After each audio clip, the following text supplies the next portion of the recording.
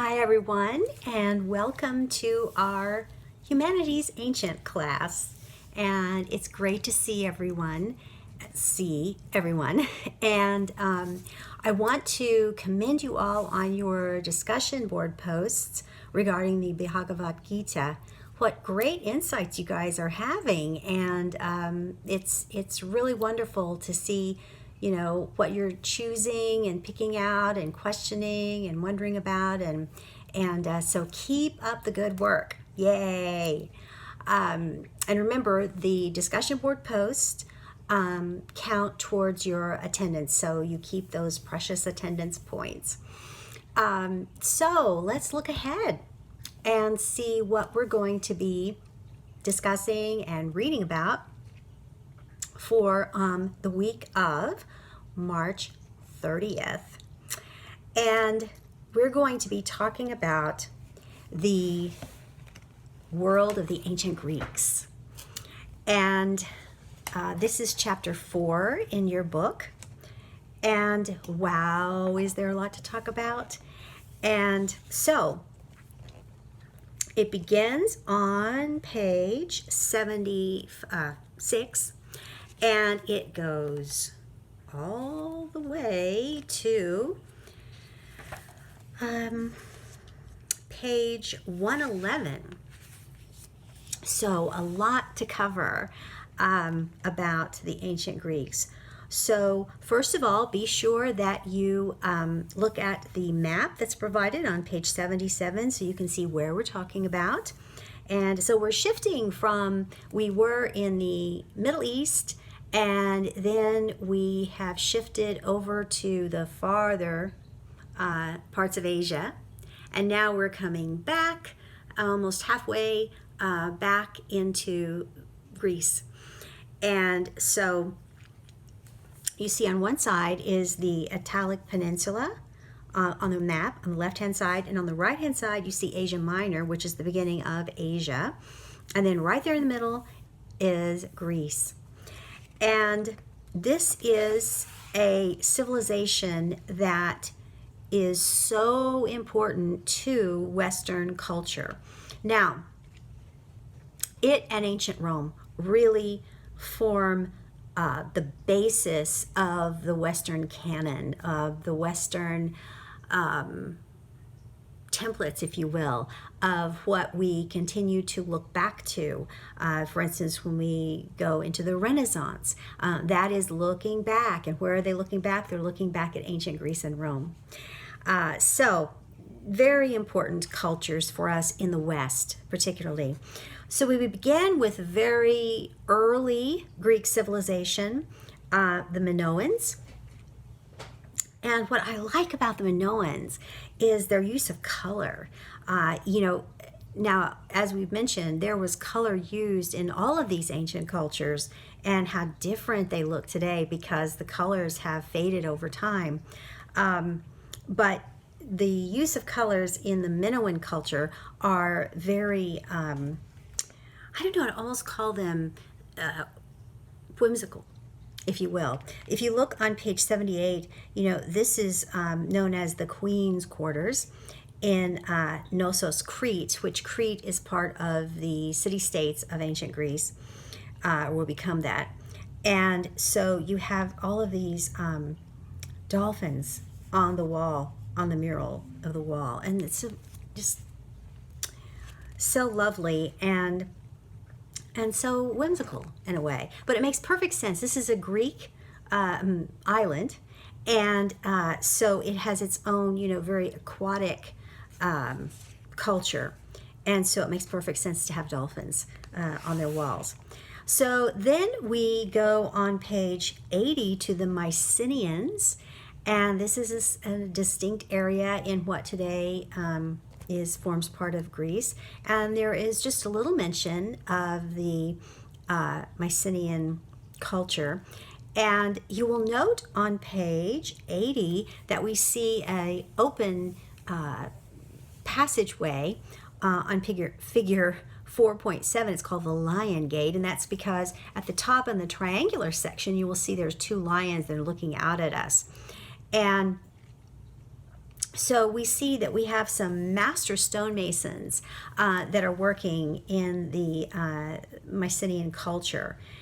And we found some things, especially in the burial grounds of this culture, that give us just a glimpse into what they were like.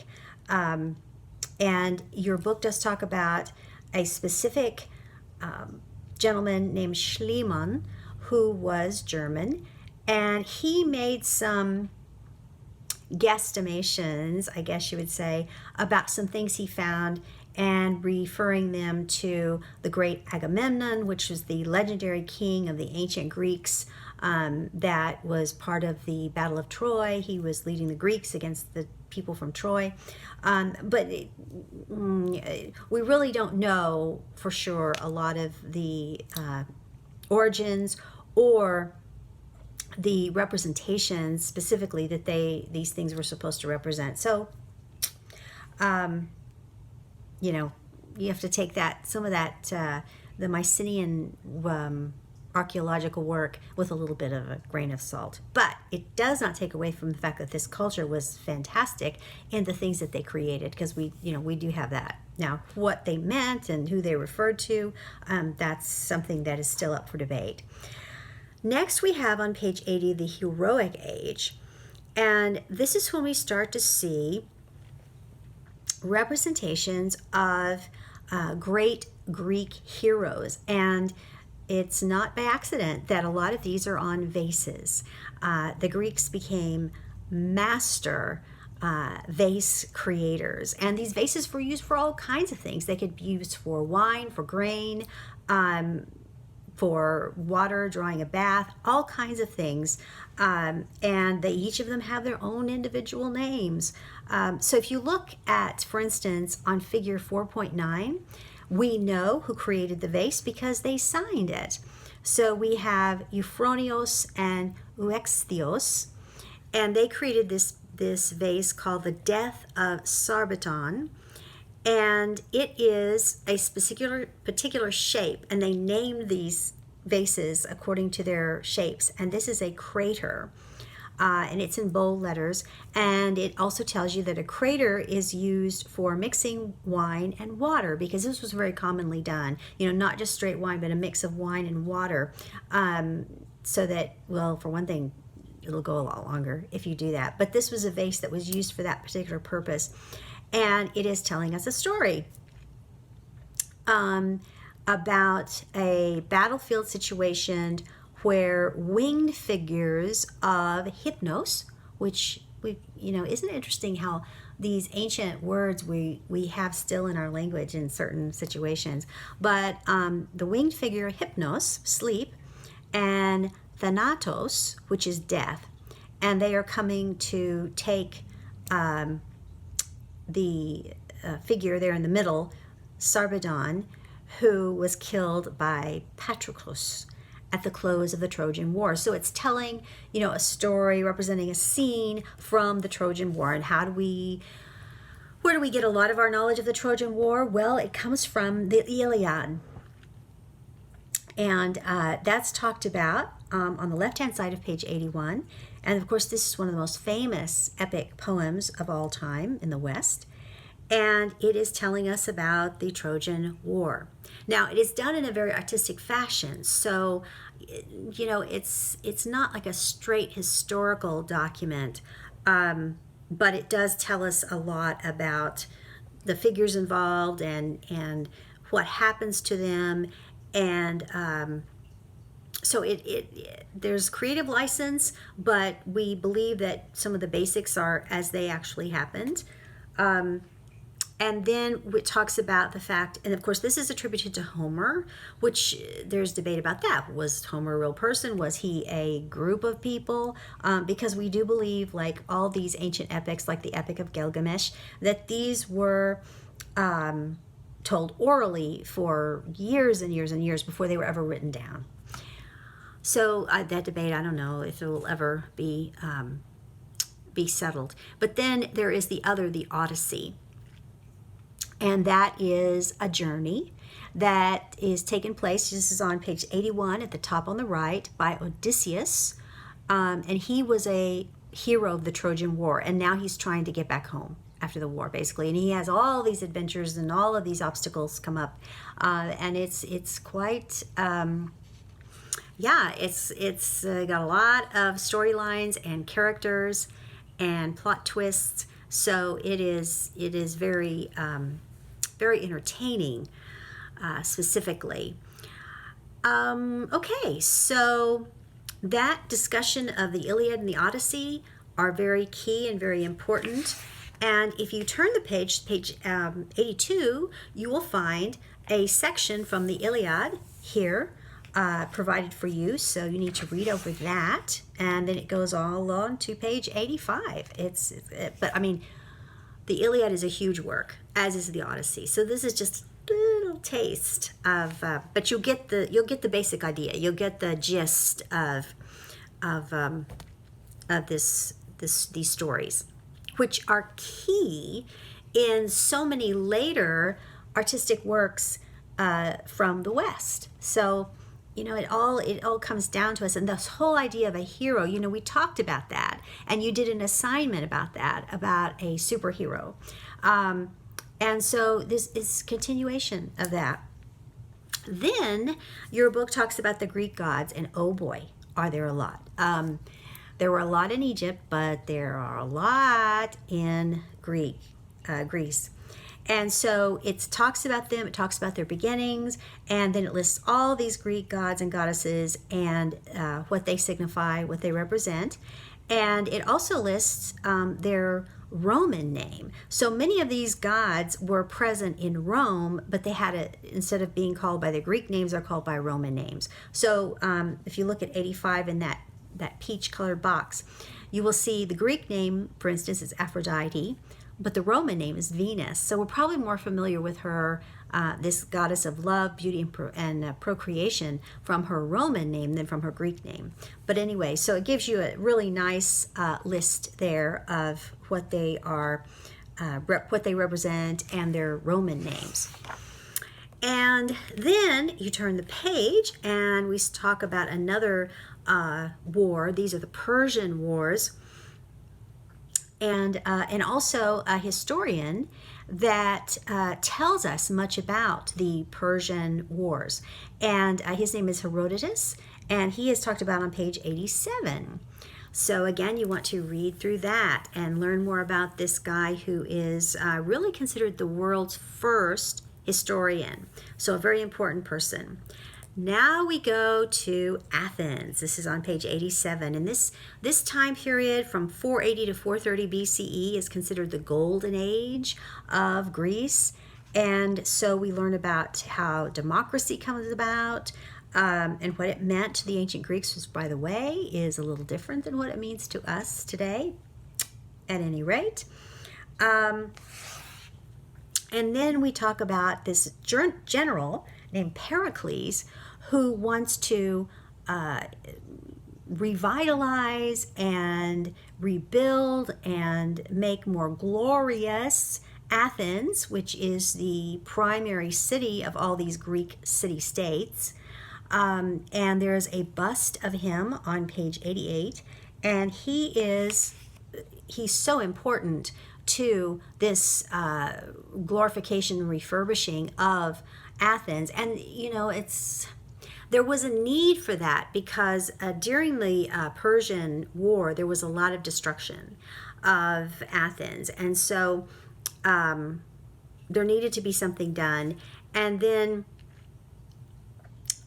your book has a funeral speech that Pericles makes, and this is from the Thucydides Peloponnesian War, which was written in around 410 BCE. And so it talks about Athens and the glory of Athens, and Pericles trying to create greater Athens. So that's really interesting.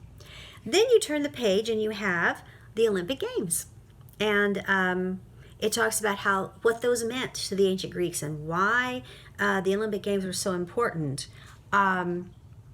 It was a completely different reason than it is today.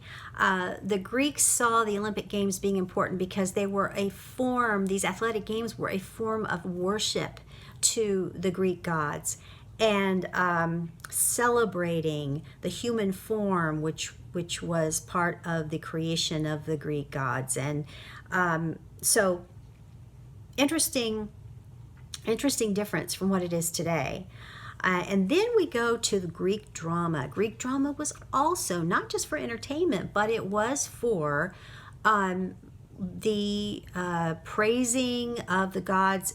Some of these plays, many of them had moral lessons that we were supposed to take, the public were supposed to take, that would make us better citizens, which citizens, that whole concept was very important to the Greeks. But in order to do that, to venerate the gods and to take their moral lessons and apply them to their lives. Then we have a sample of a Greek play called Antigone, and this was written by Sophocles. And this is very, it's quite poignant play, it really is. So this is a part of that play, and it goes on for quite a little bit. Oh, yes. But it's a good story. So, do your best to get through it because it is really, really good. And then we have Aristotle on tragedy and his discussion of what a tragedy play is. And then we have a sample of his work from Aristotle's Poetics around 340 BCE, which is around the same time period as Sophocles' play Antigone. And so we read a little bit of that, and then we start to see discussions of great philosophers. Greece contributes so many great philosophers and great philosophical theories and thinking. And so you'll note on page 100 and 101 discussion of people like Pythagoras, Hippocrates, Socrates. You've probably heard these names before, but now you're going to get a really good idea of why they're important and what did they believe. And then there's a reading from Plato's work, Crito. Plato also being a great philosopher. And so you want to read through that. And then we have Plato's Allegory of the Cave from his famous work, Republic. And so that's something very interesting. You get, when you read their works, you get into their mindset. You get into what they really believed and what they wish to pass on to other people. Then more of Aristotle. And we end with Aristotle on page 111. So a lot to take in, a lot to familiarize yourself with. Ancient Greece, oh my, it's a fantastic time period, and we still rely so much on these things that happened during the ancient Greek period. And we pull them forward into today. And then on chapter 5, which we're not going to do that until the next week, but it talks more about the art and the architecture of ancient Greece. And it's quite phenomenal and so important to our understanding of later art and artworks and inspirations. So have a great time learning about ancient Greece and their philosophies, their plays, really fascinating stuff. And so I hope you have a very wonderful week, and I will look forward to seeing you the next time. Bye.